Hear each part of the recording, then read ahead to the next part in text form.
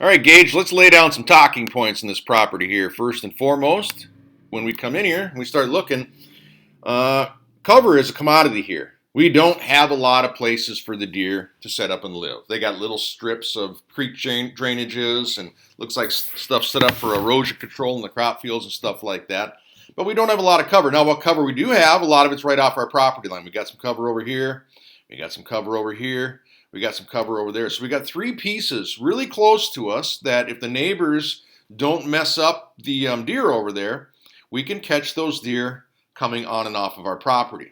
We have a couple places on our property where the deer can set up shop. We got this good chunk of timber right here, decent chunk of grass or timber. This is a pretty decent draw here. First and foremost, because cover is a limited option here, we have to realize if we chase those deer out of there a couple times, they might not come back during daylight. They're going to find someplace else to go where they have all the feelings of security they have, where they can hang out and not come back. We got we got a big chunk of property up here, big chunk of timber up, bigger chunk of timber up here, chunk over here. And what'll happen then, we got this down here. If we chase those deer out of there and they start setting up shop and bedding there, because we don't have a lot of contiguous cover to bring them back onto our property, we don't have a real safe way to get them back on there and move during daylight. We're not going to see them during daylight. We might get trail camera pictures of them at night in the cover of darkness when they feel safe walking around in the dark. But priority number one, do not chase these deer off of our property, and do not let our wind blow into here. Do not let our wind blow into here, and do not let our wind blow into here. Now, if the neighbors mess this up and blow all these deer out of here, then we can let our wind blow in there. But by and large, these are animals that can bet on somebody else and be on us that we can hunt, okay? Bet on somebody else up here, find their way into our property, we can hunt them here. They're close enough. So we want to preserve, unless the neighbors mess it up, all of these little circles that are going on. Now, I'm gonna jump into the topography side of this here, and I got these tiny little red circles, and I want you to envision a north wind. You got enough topography on your property here that deer are going to use it on your neighbors with different winds to set up. So if you understand how the deer like to use it when it's available, all things being equal, topography 100% dictates where deer bed. Now, all things aren't equal. Obviously, you look at these little topographical dots we're going to cover, and when I bring up the hybrid map, they're all out in wide open crop fields. Now, topography, these are spots that deer are going to bed, but they're not going to bed in an open crop field. So, but it'll give us a visualization on what to use. So here we got a point with a north wind. These deer want to drop over the crest, over the military crest here, drop down a little bit on this hill, find a flat spot with some back cover and side cover. That's where they're going to set up. They drop down a little bit. If something tries approaching from back here, they can smell it before it gets to them, drop down to this bottom when we're gone, and we never knew it. We blew them out of there. If we try approaching up along the edge of this drainage with the wind in our face, they can see us from a quarter, half mile away.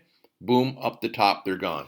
Now, they're not going to use that topography out in the open, so I'm going to erase those. But that's what we're looking for in the woods when we really try to key on what these animals are going to be doing for different winds. So if we zoom over to this property over here, we can see that this is set up for west winds. Here it's southwest. Here it's a little bit northwest and west. But the deer really want to bed over here on a west wind. And if the neighbors let them do it, they're going to do it. The deer want to bed over here. This is west. This is south wind. This is northwest wind, west wind. So we got northwest, west, and south here. We come over here, and we got a lot of places for them to bed on an east wind, dropping off this tip, dropping off this tip, dropping off this tip, this tip, this tip. So you can kind of see by looking at that, if we're going to try and pick where our deer are going to set up shop and try to anticipate where they're going to be, we can use those winds in these wooded areas to anticipate where our deer are going to be. Okay, so that'll help us. That's helpful. That's helpful. But we don't want our wind blowing in there. We don't want to blow them out of there. Now, here's something of significance then as we move forward. If the deer bed here, okay, and the deer bed here, we have this beautiful line of cover right here for them to get back and forth through. We got brush here, grass here, grass here.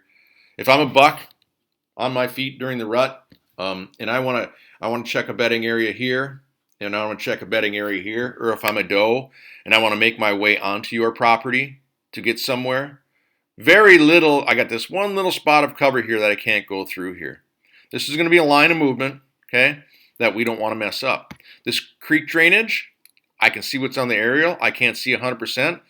Put a camera on there. If that's enough of a feeling of security for those deer there to use during daylight, it becomes a travel corridor. This one here becomes a travel corridor. Look at this. This is a travel corridor through here, all the way through to the bottom, right? These deer that live over here, if they're going to come on and off and go through our property, really good chance they're going to come through this travel corridor here, okay? Those are places that we want to set up. If the deer aren't bedded here, if they're not bedded in this stretch, and they're not bedded in this stretch, and they're not bedded in this stretch, and those are lines of contiguous cover, that's places we want to set up. All we have to do is figure out a way to get in and out of here with the different winds, so that if the deer cruise from this bedding to this bedding, they're only in front of us for a little bit. We've got to, just don't have a good chance of getting messed up. Put a stand on the south side here for a north wind, stand on the east side for a west wind, and let our scent blow into an area where the deer aren't going to be, and then we're in pretty good shape. Okay? Stand on this side if the wind's out of the east. Stand on this side if the wind's out of the west. If the deer are here during the rut and they want to travel through and check this block of timber, or this block of timber could hold deer too, then we know they're going to cruise, right? So if they're bedded right here and we can get right down here, boy, awesome spot. But can we do that? If the deer are bedded there with a certain wind, will the topography let us in there? I don't know. That's your boots on the ground. But again, operation critical. Don't bump these deer. Don't bump the deer out of these bedding areas that are circled. Don't bump them out of there. Because if we bump them out of there, they're going to head for the neighbors and go somewhere else. Big picture, when I look at this, I can kind of see all these red circles are places that the does can sleep. And when the does sleep there, that becomes our bed to feed strategy. If we don't mess it up, it becomes our feed to bed strategy.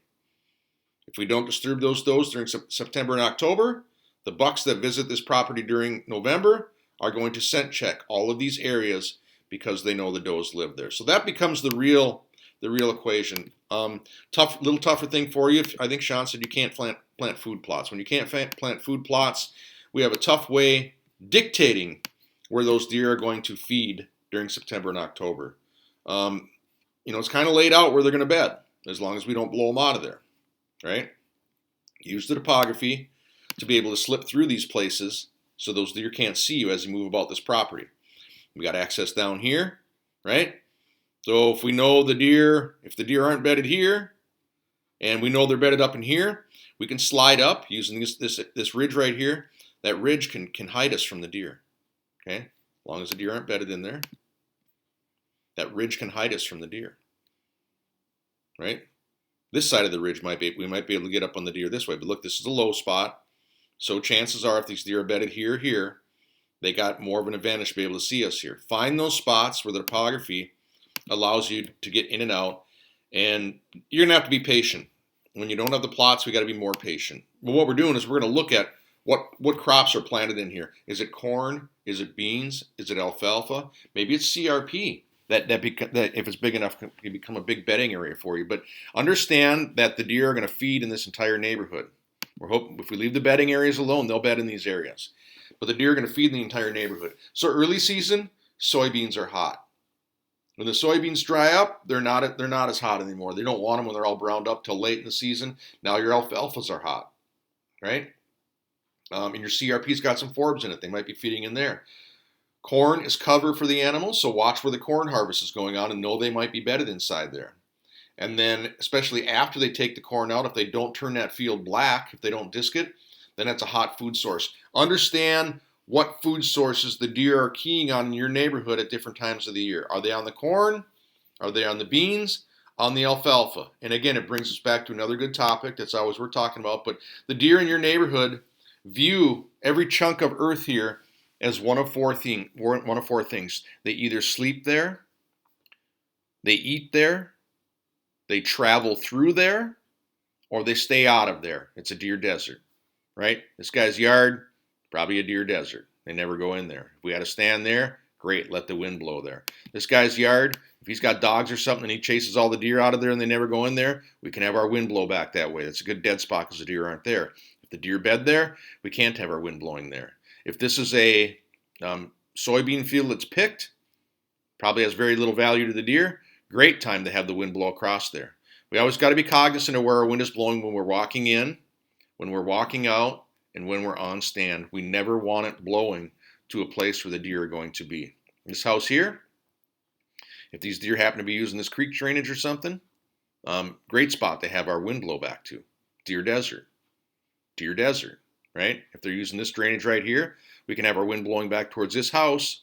Odds are if the deer are going to be on any side of us here using that drainage, this is the side they're not going to be on. So we need to, it's really a game with your limited bedding. It's a game of dissecting the neighborhood, figure out where the deer are feeding, where they are sleeping. We don't walk through where they feed in the dark. We don't walk through where they sleep in the day. Once we know where they feed and sleep, we can figure out in this country how they're going to travel through it. They're going to use the terrain to stay low, and they're going to use the cover to stay hidden. And then identify deer deserts. That's areas that we feel free to let our wind blow without consequence. Here's another one up here. This house right here, deer desert, right? Great spot for a ground blind along this property line here somewhere. Okay? If the deer are feeding out in front of us on whatever the hot food source is then, pretty easy for us to get in there, set up in a ground blind, let that wind blow back to the neighbor's house. That's a tremendous spot for those deer to let the wind blow. Always got to have a way for the wind blow. So again, the 4 things. If they feed there, don't go through there in the dark because that's when they feed. If they bed there, don't go through there in the daytime because that's when they're in there. Once we figure those things out, figure out the hot food source, connect the dots, find a place to get in between those spots without getting detected. When they travel through, let our wind blow to the dead spot. We're in great shape. And then again, the areas that are dead, especially the areas of human activity, the roads, things like this farmstead up here, great place for our wind to blow. Set up a stand here as long as we don't blow the wind out of here. Look at the topography. Figure out where the deer want to bed with the topography. Okay, they want to bed here on that little chunk of timber, they want to be in there with a west wind primarily. So if they're there with the west wind, and they bed right here with the west wind. And if we know they're in there with the west wind, know that that's where they're at. They're going to be right here with the west wind. That's where they're going to bed. Make sure they can't see you. If you try accessing down here to do something and those deer can see you, they're going to set up to see you. Crawl in those deer beds and look at them. Figure out what they can see. Same here. I mean, this one was loaded with little ridges that ran through there. I can see, 1, 2, 3, 4 ridges in this little area right here that those deer are going to use with different winds. North wind, they're going to drop onto the south side. South wind, they're going to go over to the north side. Figure out how they're going to use those spots when they bed in that timber with the different winds, and know that you have to plan your access around there because they're setting up with a topographical advantage on you to be able to see you. And if you let them win that game, we're going to blow them out of there because the neighbors aren't hunting them, and we are, and we're going to soil the place for the whole, for weeks at a time. They might leave for 2-3 weeks. They might never come back, or they're only going to move during the evenings, which blows our September, October. Our November rut strategies are still solid. We just figure out how these deer are going back and forth, how the bucks are going back and forth, checking these doe bedding areas, and we don't mess that up. Look at this pattern here. They can come through here. They can check this. They can drop down this drainage, go through this load spot. Now they can check here, here, here, here, and here. They go through this load spot and they can check up here. That's how the bucks are going to cruise us during the rut. They want to stay out of sight. Use the cover. They're going to use the elevation. But if we leave the does in those bedding areas and we know where they're at, we know the bucks are going to cruise them, and we either hunt downwind of those bedding areas or we hunt cover in between those bedding areas like right here. All right. Good luck, Gage.